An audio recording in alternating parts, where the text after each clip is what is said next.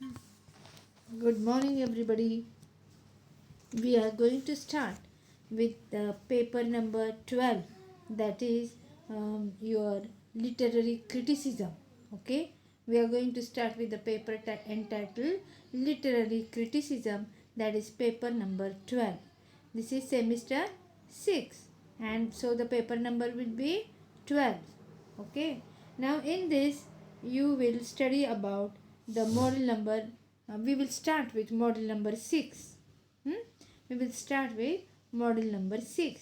In this unit or in this paper, you are going to study about only criticism. In the previous semester also you have studied about criticism. In that you have studied about the literary critical theories or literary terms, that is symbolism, realism, humor, paradox and all those. But in this you are going to study about the romantic criticism, the Victorian criticism, the modern criticism, yes, and the practical criticism. I think you should first of all write about the syllabus. If you first write the syllabus will be always in front of you, and you will understand that what is the lecture today, what have we completed, what is to be completed. You will have a clear cut picture. So I request you all to note down the syllabus of this semester. Okay, now write down the syllabus. I will give you the syllabus. Semester 6, write down heading as semester 6, paper number 12. Semester 6, paper number 12. Paper number 12. Now write down module 5. In the previous semester you had studied about module number 1, 2, 3 and 4. Now we are going to study module number 5. Module number 5 consists of romantic criticism. A period, that is romantic period. You are going to study about the romantic criticism. And in this romantic criticism you are going to study William Wordsworth theory of poetic diction. So after writing romantic criticism, you can write to the next line William Wordsworth.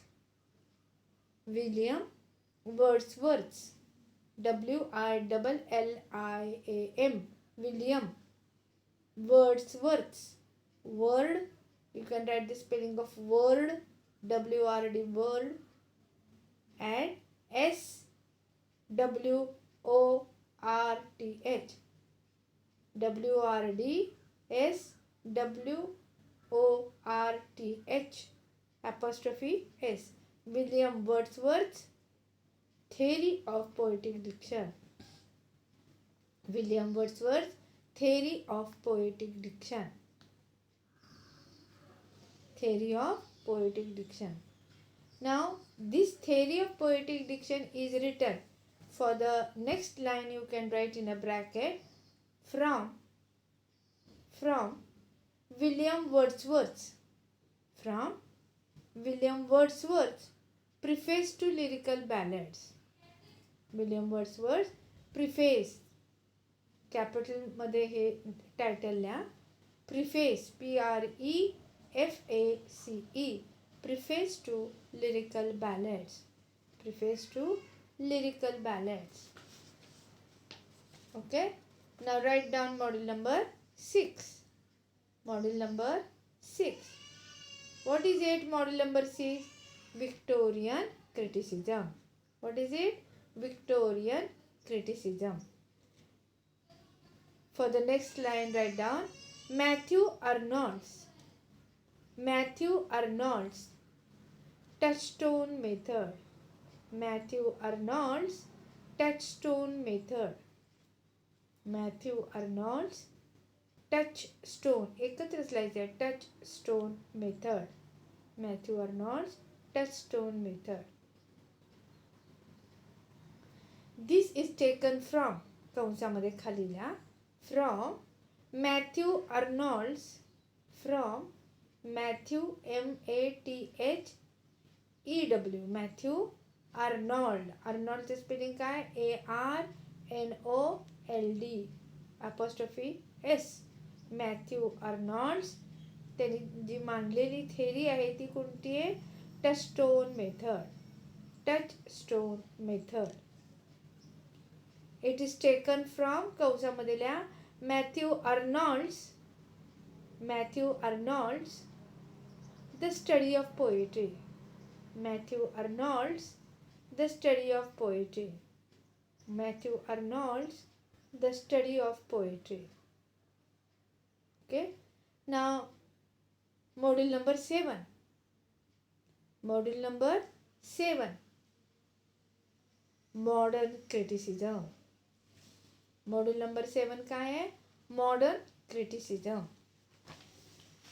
Modern criticism. And the last module number 8. You can write this below module number 7. That this point, that is modern criticism, is taken from modern criticism. कंसामध्ये खालच्या ओळीला लिहू शकता तुम्ही T.S. Eliot's tradition. T.S. Eliot. इलियटचं spelling तुम्हाला येणार नाही कदाचित. T.S. Eliot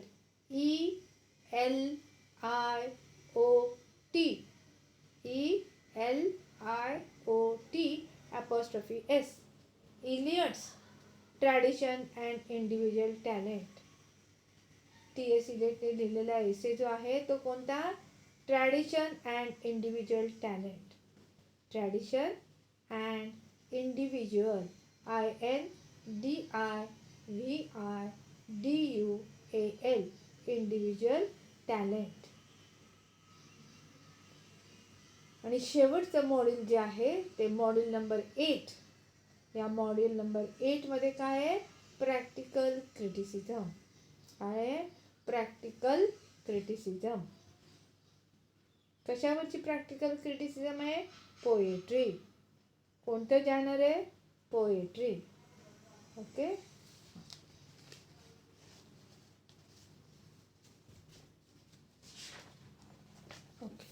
We will start with Victorian criticism. So write down on a fresh line the heading Victorian criticism.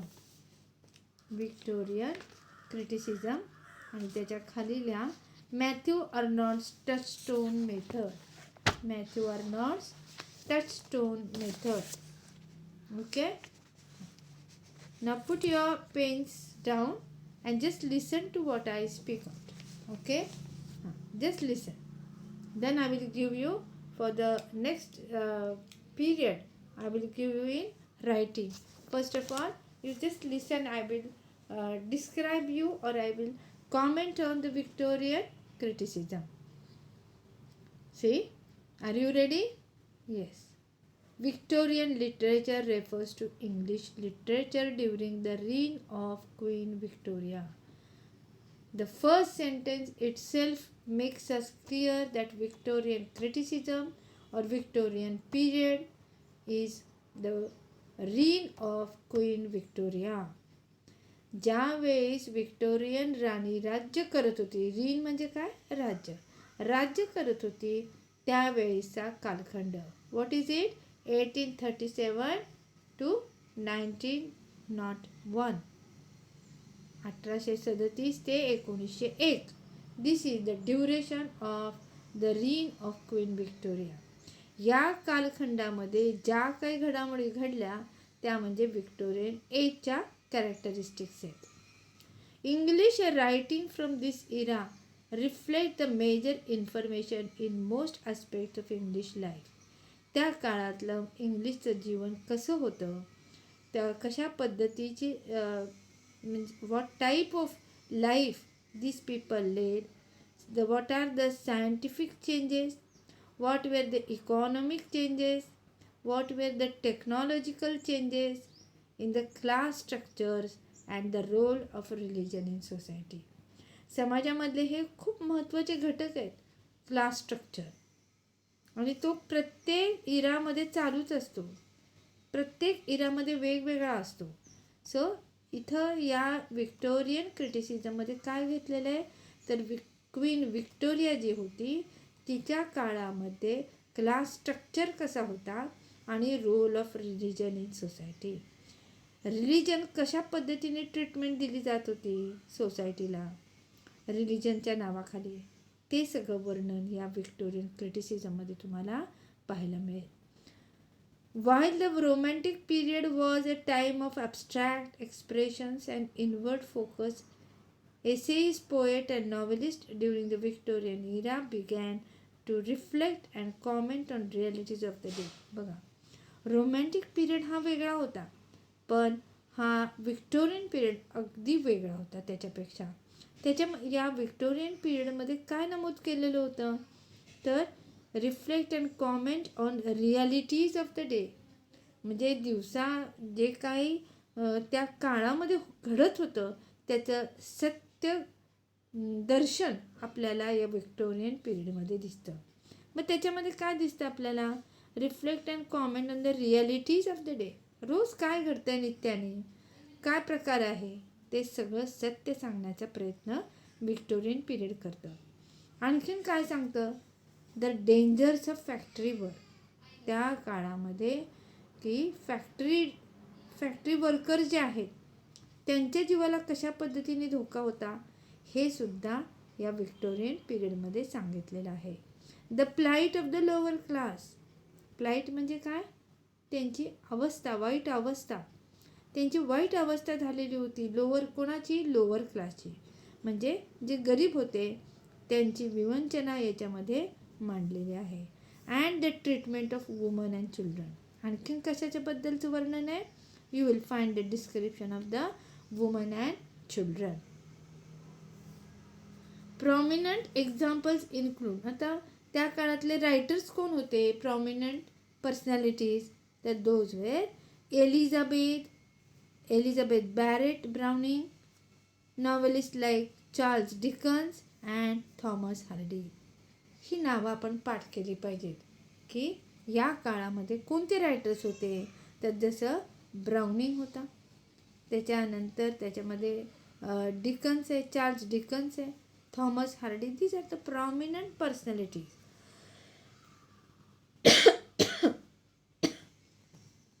बॅरेटची जी पोयम आहे entitled cry of the children. Cry of the children it was written in 1844.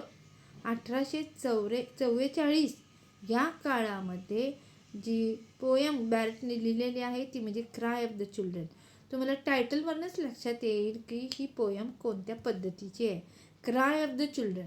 आपण अगोदरच सांगितलं आहे की या काळामध्ये काय नमूद केलेलं आहे, the plight of the factory girls, factory boys, the what we call as the treatment of women and children, of the mostly majorly about the lower class. So focus on the horrific conditions faced by children. या एसेमध्ये काय दाखवलं आहे त्यांनी, he has focused our attention on the horrific conditions faced by the children working in factories. त्या काळामध्ये बालमजूर होते आणि त्याच्यामुळं ह्या लहान मुलांच्यावरती कशा पद्धतीने अत्याचार केले जायचे ते या एसेमध्ये लिहिलेलं आहे. Dickens made use of humour.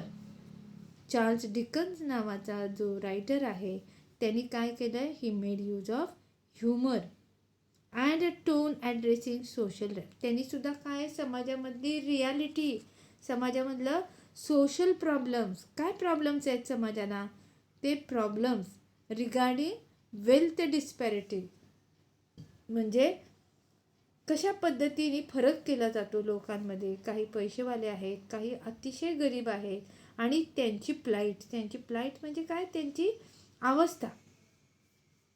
Hardy used his novels to question religion and social structure. Thomas Hardy जो आहे तर थॉमस हार्डीने काय फोकस केलं, तर focused on the religion and social structures. त्या काळामध्ये धर्माच्या नावावरती काय प्रकार केले जात होते, सोशल स्ट्रक्चर कसं होतं, याच्यावरती फोकस केलेला आहे. हे विक्टोरियन इरा म्हणजे कोणतं, 19वे शतक, हे लक्षात ठेवायचं. The 19th century is widely considered to be the golden age of novel. या इरामध्ये, या पिरियडमध्ये काय लिहिलं गेलं जास्त, तर नॉव्हेल्स. आणि त्या पिरियडला काय मेन्शन केलेलं आहे, this period is called as the golden age of novel. कारण या काळामध्ये खूप सुंदर कादंबऱ्या लिहिल्या गेल्या. समाजामध्ये जी सत्य परिस्थिती आहे ती उलगडण्याचा प्रयत्न केला आहे. They have disclose the reality of the golden novel, the golden age of novel. It was the Victorian era that the novel became the leading history genre in English.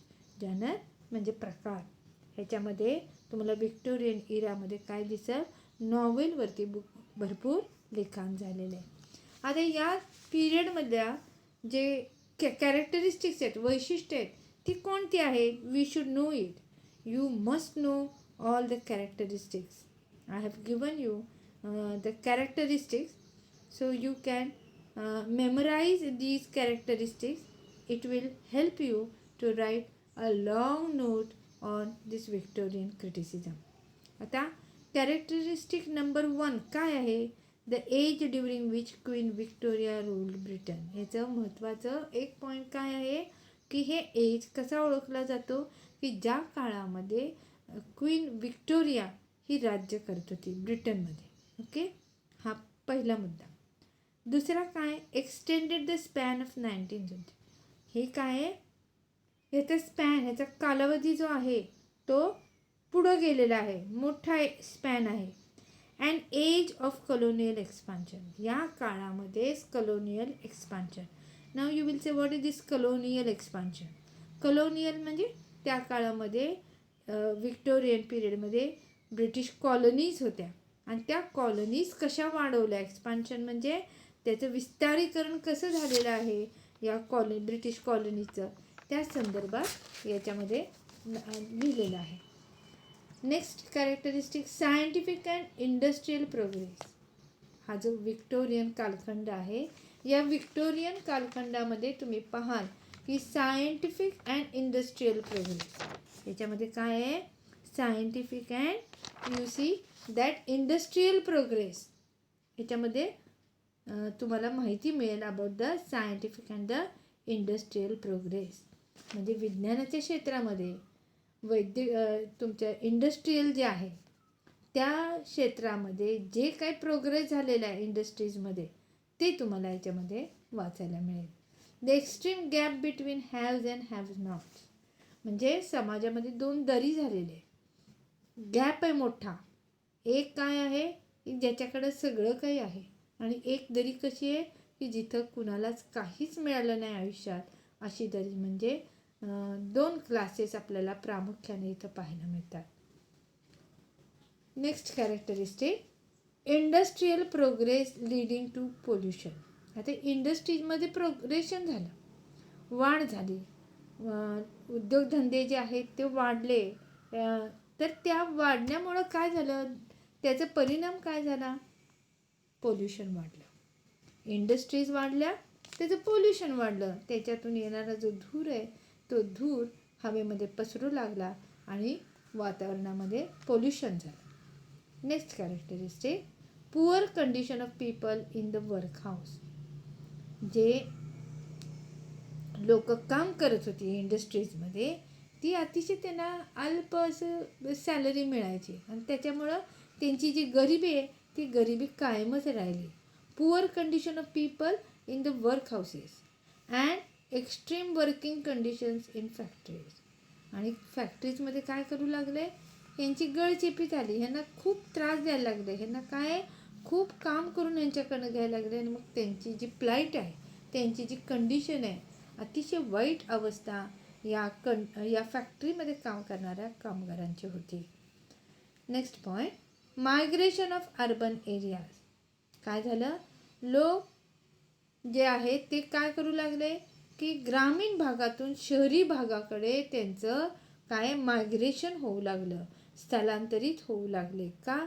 तर जसं उदाहरणार्थ आपली मुंबई, आपल्याला काय वाटतं की सातारा, कोल्हापूर, सांगली, मिरज किंवा पुणे इथल्या लोकांना काय वाटतं, अरे मुंबईला खूप फॅक्टरीज आहेत, आपण तिथे जावं, म्हणून ते काय करतात, स्थलांतर करतात. तर अशा पद्धतीचं स्थलांतर हे मोठ्या प्रमाणात झालं. Migration of urban areas. Child labour was prevalent. Child labour तुम्हाला माहिती आहे, लहान मुलांना कामावर ठेवायचं. मग ते बांधकामावर साईटवर ही छोटी मुलं काम करत असतात, हॉटेलमध्ये वेटर म्हणून काम करत असतात, फरशी पुसताना आपल्याला दिसतात, भांडी धुताना आपल्याला दिसतात, चाइल्ड लेबर.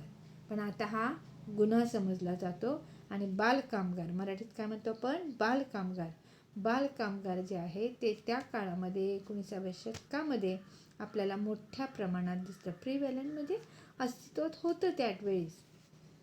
आता कायद्याने काय आहे, याला बंदी दिलेली आहे की लहान मुलं कुठेही काम करताना दिसता कामा नये. नेक्स्ट पॉईंट काय होता, characteristic, hypocritical morality of the Victorian. म्हणजे असा समाज तयार झाला होता की त्याच्यामध्ये ढोंगीपणा खूप होता. जी श्रीमंत लोक होती, मी तुम्हाला म्हटलं 2 वर्ग तयार झाले ते, एक अतिशय श्रीमंत आणि एक अतिशय गरीब. तर ही जी श्रीमंत माणसं आहेत ती कशी राहत होती, हायपोक्रिटिकल. हायपो म्हणजे काय, ढोंगीपणा.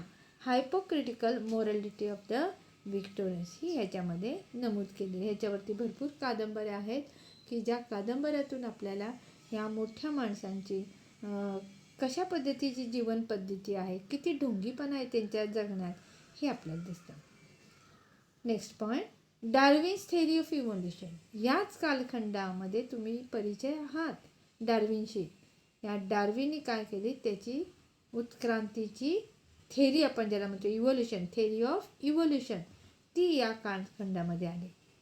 ओरिजिन ऑफ स्पेसीज, याच्यामध्ये आणखीन काय आलं, origin of species, publication of which shook the foundations of Christian faith. याच्यामध्ये आपण काय आहे, याच्यामध्ये ओरिजिन ऑफ स्पेसीजमध्ये तर त्याच्यामध्ये नमूद केलेलं आहे की याच्यामध्ये काय आहे की shook the foundations of Christian faith, म्हणजे माकडापासून आपली उत्पत्ती झालेली आहे असं म्हटल्यानंतर लोकांचा जो विश्वास होता त्यांच्या धर्मावरचा तो थोडासा डगमगायला लागला. Next, the loss of assurance offered by religion. त्यांचा विश्वास कमी होऊ लागला की धर्मामध्ये काय म्हटलेलं आहे आणि हे काय आहे अस्तित्वात, म्हणून त्यांचा विश्वास डगमगायला लागला. Britain became a powerful country. ह्या कालखंडामध्ये ब्रिटन जे आहे ते ब्रिटन खूप पॉवरफुल बनलं. Material growth led to decline in morals. आता बघा या पिरियडमध्ये काय झालं, एक तर श्रीमंताचा ग्रुप झाला आणि एक अति गरीब. म्हणजे श्रीमंत आहेत ते श्रीमंत काय करू लागले, मौज मजा करू लागले. पैसा भरपूर आल्यामुळं त्यांच्याकडं काय झालं, ते मौज मस्ती करू लागले आणि त्याच्यामुळे काय झालं, त्यांचे जे मॉरल्स, त्यांचे जे इथिक्स आहेत ते सगळे कोलमडले. त्यांचं कल्चर म्हणजे तुमच्या क्लब्सला जाणं किंवा पार्टीज करणं आणि त्याच्यामध्ये कशा पद्धतीचे त्यांचे ड्रेस होते, हे सगळं काय कल्चर कोलॅप्स झालं त्या काळामधलं. Victorian era began to reflect and comment on realities of the day. Victorian era काय दाखवतं आपल्याला, तर त्या काळातलं रिॲलिटीज ज्या आहेत त्या रिॲलिटीज ऑफ द डे, दैनंदिन जीवन माणसाचं कसं आहे हे विक्टोरियन एज सांगतं. याच्यामध्ये criticism of the dangers of factory work. सगळ्यात महत्त्वाचा मुद्दा काय होता, फॅक्टरी वर्क. त्या काळामध्ये असणारं फॅक्टरी वर्क जे आहे ते ह्याच्यामध्ये मांडलेलं आहे. त्यामध्ये 2 गट, जसं मी तुम्हाला म्हणलं की plight of the lower class म्हणजे गरीब लोक आहेत आणि त्यांची अवस्था कशी होती ही याच्यामध्ये मांडलेली आहे. And the treatment of the woman and children. The plight of the women and children, how the women and children were raped, asked to work for longer periods, how they were treated by these people. Prominent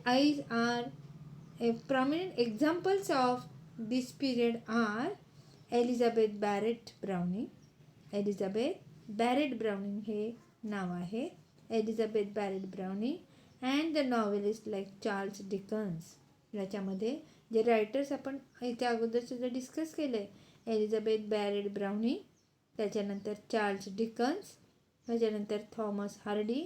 these are the prominent figures in this period.